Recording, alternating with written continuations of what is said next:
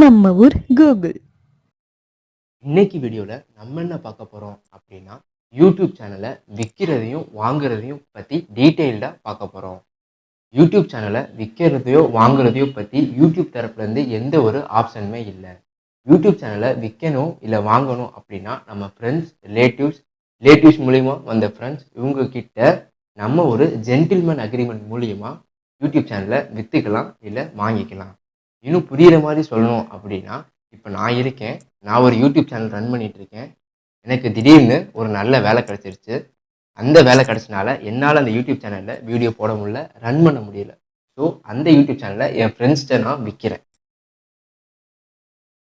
என் friend என் சேனலோட watch time, subscriber, என் சேனலோட க்ரோத்தை பொறுத்து அவன் எனக்கு மணி தந்துட்டு என் சேனலை வாங்கிக்கிட்டான்.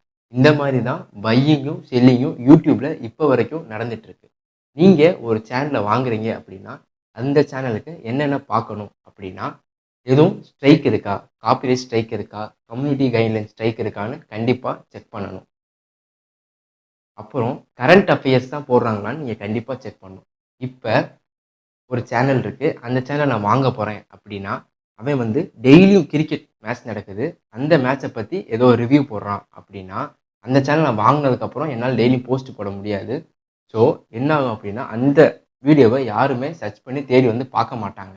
இதுவே காலகாலத்துக்கும் இருக்கிற மாதிரி வீடியோ இருக்குது, இப்போ காந்தியை பற்றி, அப்துல் கலாம் பற்றி ஒரு ஸ்டடி சம்மந்தமாக இருக்குது அப்படின்னா காலகாலத்துக்கும் அந்த வீடியோ இருக்கும். எங்கேருந்தோ யாரும் சர்ச் பண்ணி அந்த வீடியோவை பார்க்க வருவாங்க.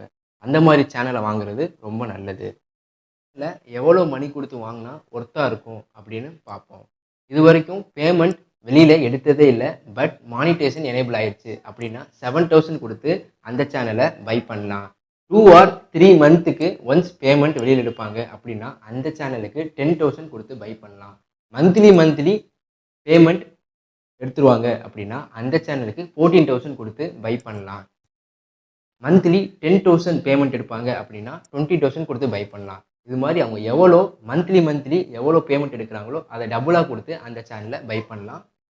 இது மட்டும் இல்லாமல் ப்ளஸ் அந்த சேனலோட கண்டென்ட்டையும் நீங்கள் செக் பண்ணிக்கணும். இந்த வீடியோ மூலிமா நீங்கள் ஒரு கிளாரிட்டிக்கு வந்திருப்பீங்க நான் நினைக்கிறேன். என்னை பொறுத்த வரைக்கும் ஒரு சேனலை வாங்குறது பிடிக்கல.